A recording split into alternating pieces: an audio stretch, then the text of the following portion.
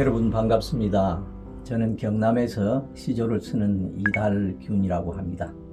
오늘 이 자리에 여러분과 함께 또 만나게 돼서 대단히 반갑습니다.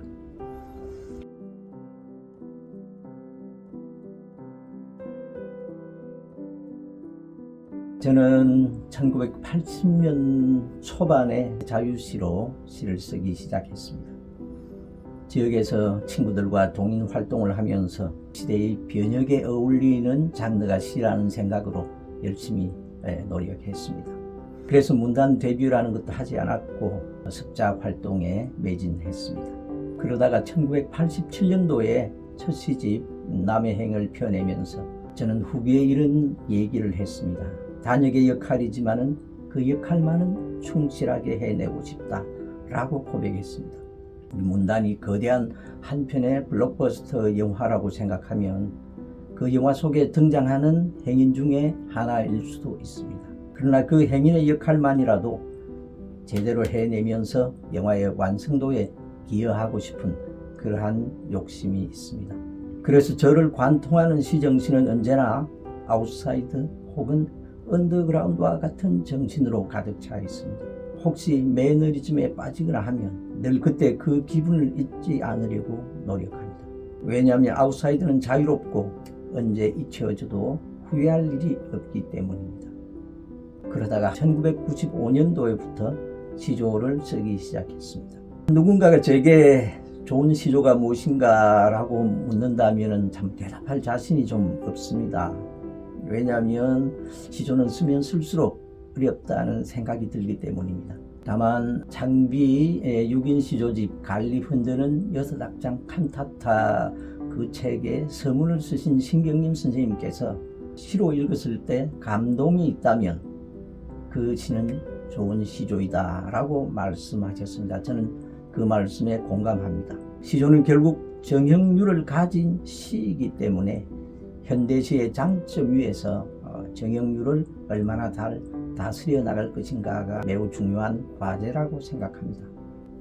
저는 1999년도에 펴낸 시조평론집 원심력과 구심력의 경계 서문에 이렇게 썼습니다.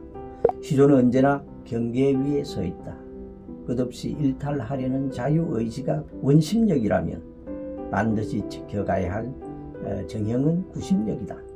결국은 이 평평한 경계 위에서 실험하고 소통해야 하기 때문입니다. 결국 이 말을 넓게 보면 시 창작의 한 원칙이 아닐까 생각합니다. 시조는 그 원칙이 더욱 강조된 형식의 시가 아닌가 하는 생각 때문입니다. 산을 그릴 때는 계곡, 바위, 숲 이런 사물들을 자세히 묘사해야 좋은 그림이 되는데 시조는 짧은 시이고 삼장육구 속의 모든 것을 녹여내야 되기 때문에 나이테 하나로 산 전체의 자연을 그려내야 합니다. 또한 말하고 싶은 모든 것, 그 일탈하고 싶은 욕구를 제어하는 동시에 정형의 틀 속에서 하고 싶은 말을 자유롭게 다 해내야 하는 그러한 인내와 절제의 과정을 함께 겪어야 합니다. 그러하기 때문에 좋은 시조를 창작하기 위해서는 시상의 특성이 뚜렷해야 하고 탁월한 언어 감각이 필요하고 통시적 인식 능력도 필요합니다. 그러므로 제게 있어서 시조는 어쩌면 미완의 능선에서 헤매게 하는 끊임없는 과제와 같은 것이 아닐까 이런 생각을 해봅니다. 그리고 우리 시대에 시조가 어떻게 기능할 것인가를 생각하면서 창작해야 한다고 믿습니다. 시인 소설가들도 함께 읽고 함께 느끼는 시조를 쓰지 않으면 어쩌면 장르적 한계에 갇혀 독자를 잃고만 할 우려가 있습니다. 그러므로 끝없이 고민하고 현대적 감성에 다가가고 앞서가는 노력을 해야 합니다. 그런 창작의 고통을 한 편의 시조로 과거에 제가 창작한 작품이 있습니다.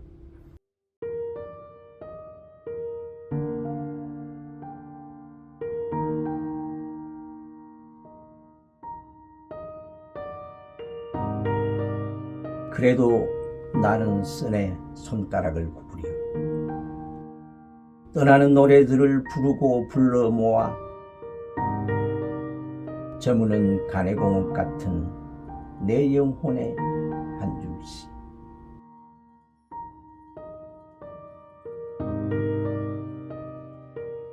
첫 수에서는 누가 뭐래도 저는 쓴다고 말합니다. 물론 좌판을 두들기거나 볼펜으로 쓰거나 이미지로 잡힌 그 무엇 혹은 어떤 사상을 최대한 불러 모아서 쓰는 것이 바로 시작 행위이고 시인의 숙명 같은 것입니다. 그리고 종장에서는 이런 모든 행위들이 어쩌면 저무는 간해공업 같은 것일지라도 내 영혼과 맞바꾼 것이기 때문에 그 길을 걸어갈 수밖에 없음을 고백하는 시입니다. 또한 저는 한 편의 시조 속에 하나의 이야기를 구성해 넣고 싶습니다. 시조의 기본형인 단형 시조에도 던지고 풀고 맺는 구성 요건을 갖추어야 하는데 이것이 다른 의미에서 보면 하나의 이야기 구조가 아닌가 생각합니다. 거기에다 종장에 특히 유의해야 하는데 시조는 종장에서 반전을 꾀하는 구조를 저는 좋아합니다. 그 반전이 초중장을 함께 결정짓는 역할을 하기도 하기 때문입니다. 오늘 우리 구독자 여러분께 첫 번째로 제가 예를 드는 작품은 늙은 사자입니다.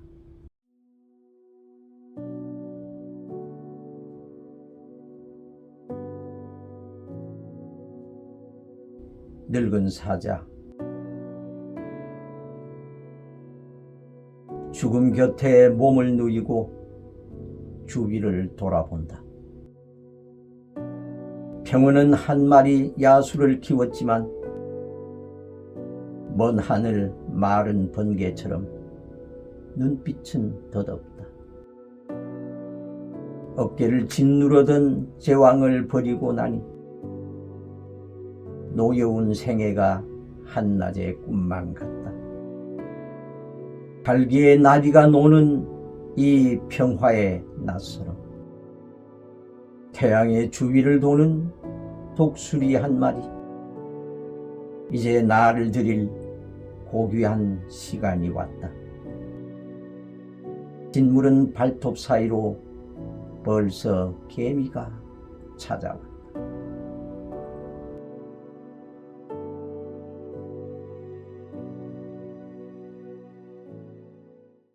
여러분은 초원에서 죽어가는 사자의 형상이 그려집니까?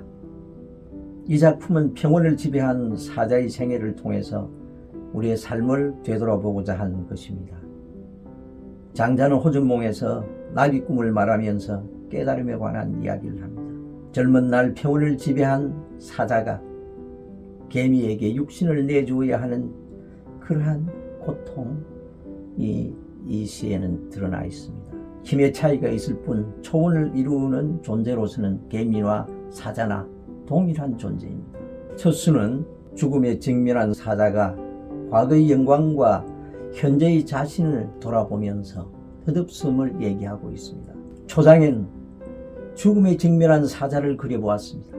그러한 모습을 죽음 곁에 몸을 누이고 주위를 돌아본다 라고 표현했습니다. 죽음이 다가왔다고 하면 너무 설명하는 것 같아서 죽음 곁에 몸을 누인다라고 표현했는데 조금 더 절실한 느낌이 아닐까 생각해서 그렇게 표현해 봤어요. 둘째 수에서는 제왕의 꿈에서 노연한 사자의 덧없음이 곧 평화로 돌아가는 시간임을 이야기합니다. 제왕은 매우 외로운 존재입니다. 산의 정상을 지키는 한 그루 낙낙장송이 외로운 존재이듯이 제왕은 식구를 먹여 살리고 영토를 지켜야 하고 어떤 경우에도 위험을 일어서는 안 되는 그러한 운명을 타고났기 때문입니다. 젊은 제왕은 그저 버리고 싶다고 버려지지는 않습니다. 하지만 그도 어쩔 수 없이 그저 버리고 싶을 때 버려지지 않는 그런 운명처럼 세월 속에서 제왕의 왕관을 벗어야 합니다. 슬픈 현실이지만 한편으로는 왕관을 벗고 나니 홀가분해지기도 합니다. 평원을 지배하며 다른 종족을 물어 죽이던 그 열정에서 벗어나곤 그 세월도 찰나이고 한낱 꿈 같기도 합니다. 두 번째 수에서는 내가 지배했던 것들이 나를 지배하는 현상, 즉 아주 작은 미물인 개미에게도 지배당하는 자신을 바라보게 됩니다. 그것이 바로 앞에서 말한 반전의 묘미를 그려넣은 것입니다. 진물은 발톱 사이로 벌써 개미가 찾아왔다와 같은 구절이 바로 그것입니다. 최고의 힘을 가진 평온의 지배자였지만은 죽음의 직면에서는 가장 한없는 미물인 개미에게 육신을 갉아먹히는 이런 구조가 시조에서 구현하는 반전의 미학이라고 저는 생각합니다. 늙은 갈기는 시든 풀처럼 흔들리고 힘이 없습니다.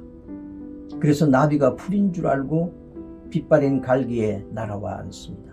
나비와 개미 같은 존재는 가장 미약한 미물입니다. 하지만 이젠 그들도 늙고 병든 죽음 앞에 놓인 수사자를 지배하는 존재로 서로가 바뀌어져 있습니다. 여기서 아주 중요한 것은 죽음을 맞이하는 시간 앞에서 원망과 분노의 일비가 아닌 세상의 자연스러운 이치로 받아들이는 담담함에 관한 이야기를 그려보고 싶었습니다. 우리들 인연도 이와 같습니다. 한때 이름을 떨치는 존재였지만 죽음 앞에서는 그저 힘없는 한 사람의 존재자일 뿐입니다. 그러므로 언제나 그러한 준비를 해야 하고 민물에게도 존귀함을 깨달아야 합니다.